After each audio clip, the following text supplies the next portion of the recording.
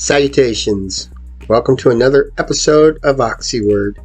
I'm your host, Joel Wilborn. In this episode, we have a young lady who's currently incarcerated at the Washington Correction Center for Women.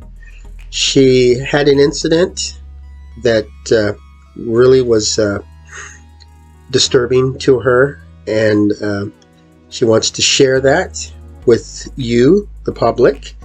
And so I'm giving her an opportunity to express her concerns with the current system and the way she was treated during this recent event.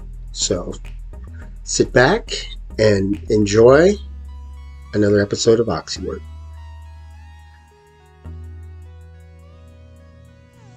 Okay, on the line, I have a young lady who's currently incarcerated. Will you state your name? Amanda Clawson. Okay, and what exactly would you like the public to know about what's going on with you in there? Okay, so around 7:30 p.m. on November 5th, I went to the gym to work out at WCCW. I got on the bicycle next to my friend that was in a great mood, laughing with her, when I noticed a girl pointing and looking at me. I just laughed it off. A couple minutes later, out of nowhere, a girl comes running at me and punches me in my nose, blood everywhere.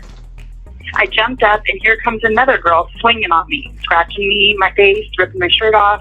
I did everything I could to protect myself without fighting back. I just kept waiting for the officer on duty to break it up. Finally, it stops. Not because of an officer, though. I realized there is no officer in the gym at all. I didn't know what to do. There were around 50 inmates who were in the gym. And I run into the bathroom and I clean up the blood from my face. I come out of the bathroom and go back into the gym.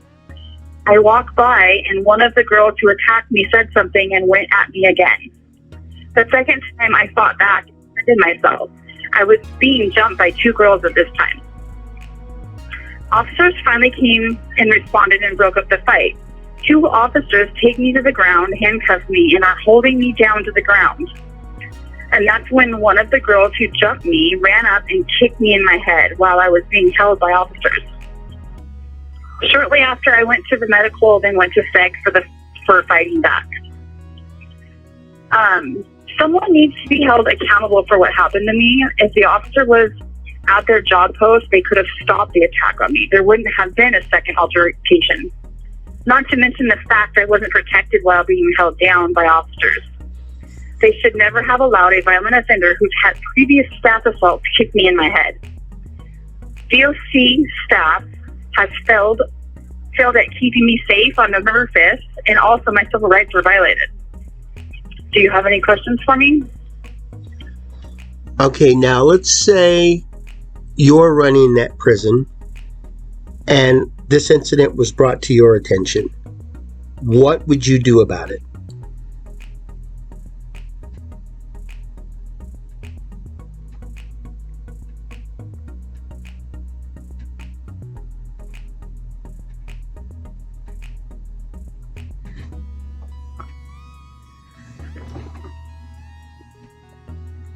Like that, and then the officers that came in and to break up the fight only grabbed me and held me down and allowed a violent offender to kick me in the head.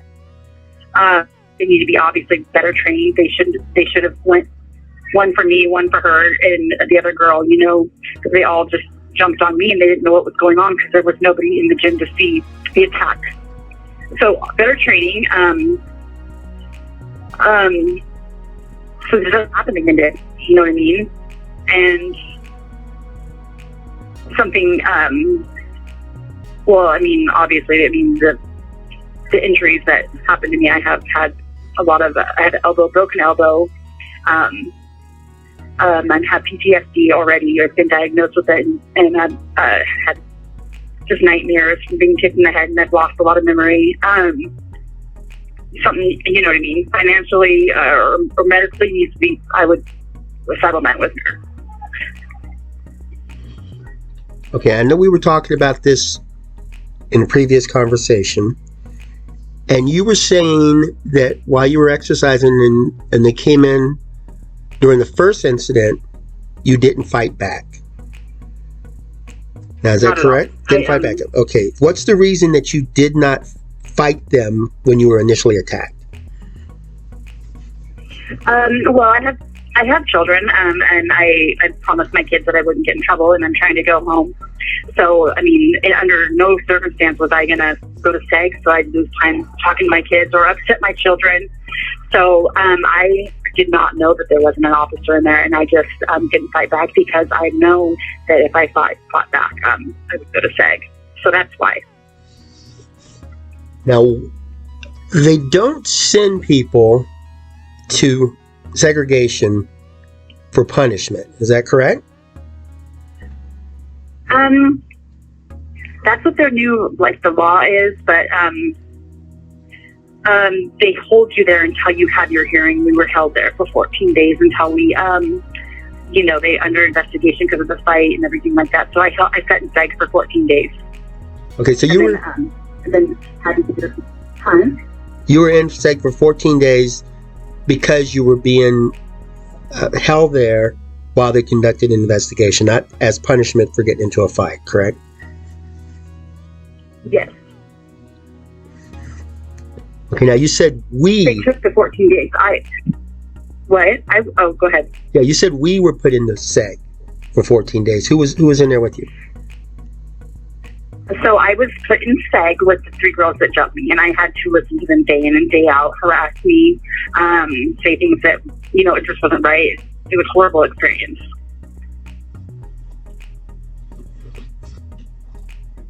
So you weren't protected at all while you were in SEG. You were in the same room as the people who attacked you. No.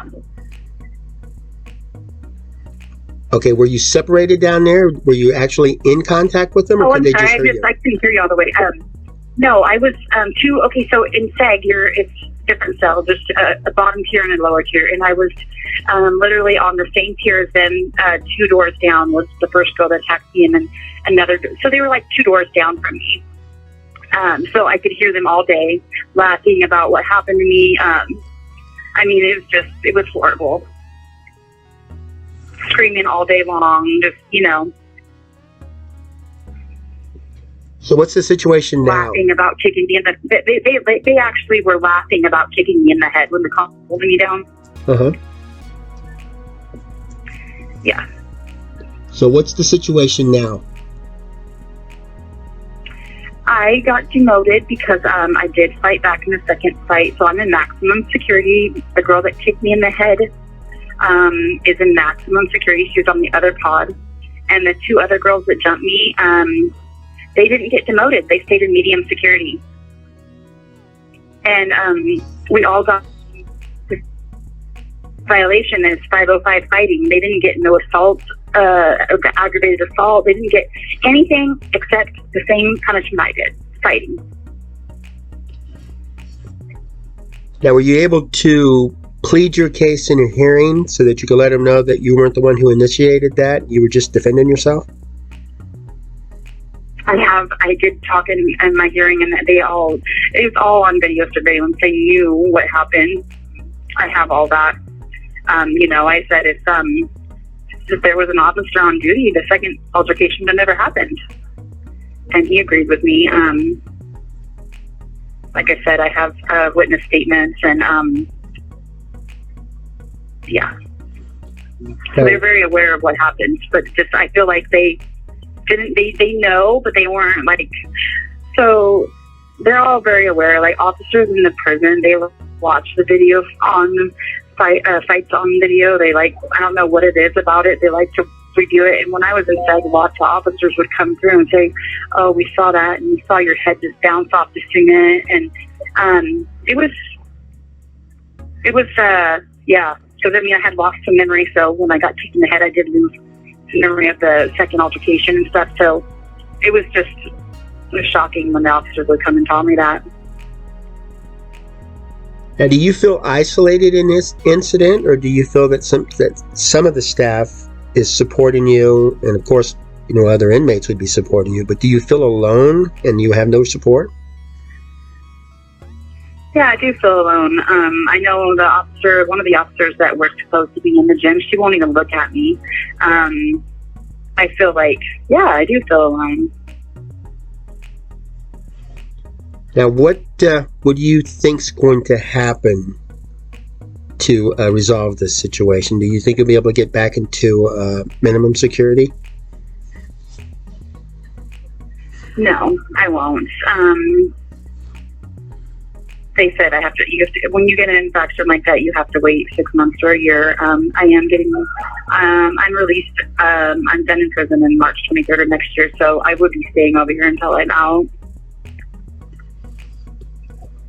Okay, do you feel a little bit safer in your current location, as if you went back to minimum and then maybe another incident would happen? Do you feel safer in maximum?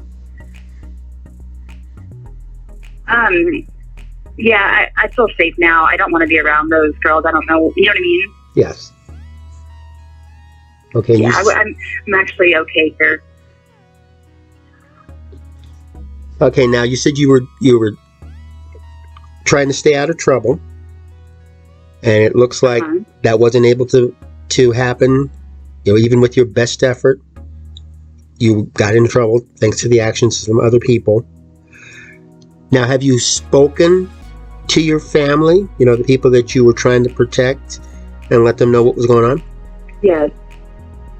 I have a good support system. My family, my mom is very supportive. My sister, I talked to them when I was inside, of course, because I talked to them every day, so they were wondering what's going on. I haven't heard from her.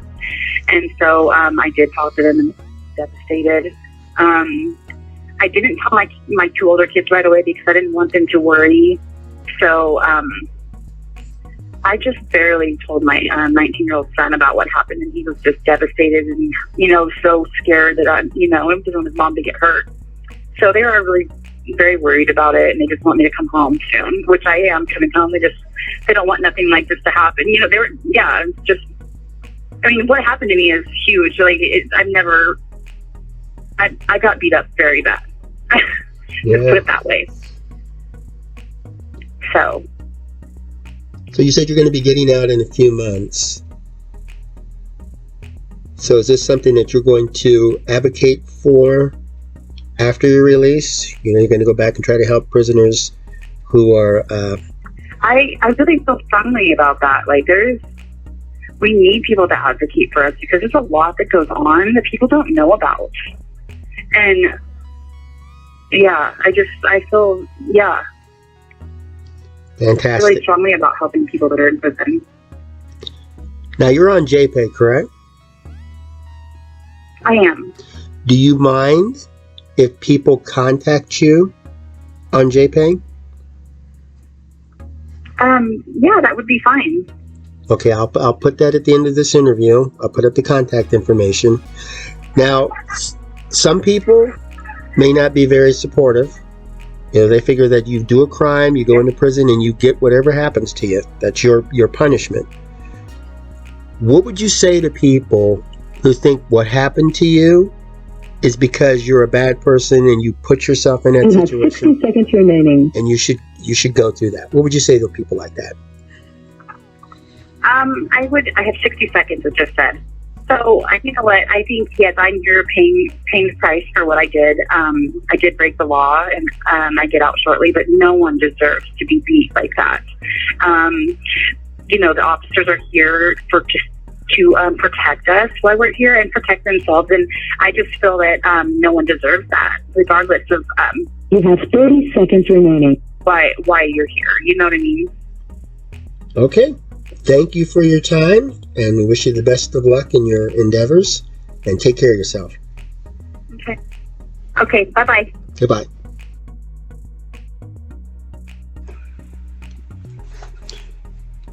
There you have it.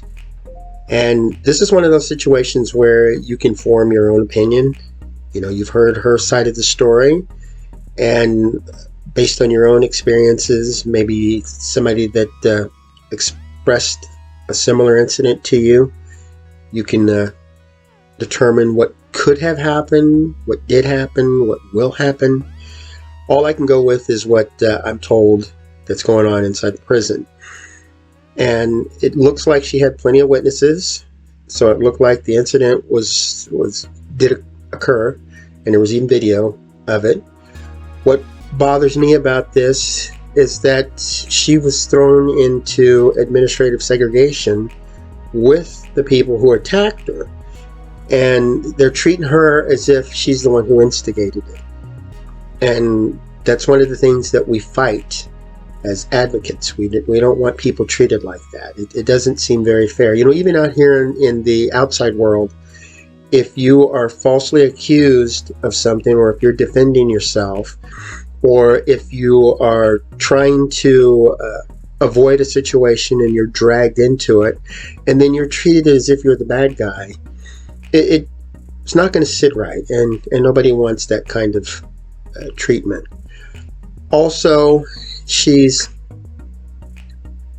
has a family, and she's got this reputation of being a hardcore criminal. And it doesn't matter what category you are, they're putting pretty much everybody into the same facility. So you could have some violent criminals, and then you can have people that are convicted of lesser crimes, and are all stuck in there, and they have to deal with each other. And that's an ongoing problem. So I'm hoping that you will speak out, reach out and talk to this young lady. I'll put the JPay information. You just go to jpay.com and sign up. You can communicate with her, show your support. Hopefully there's not too many negative stuff out there. But if you feel that there's something she needs to know, this is a good opportunity to do it. Thanks for joining me. Have yourself a wonderful day.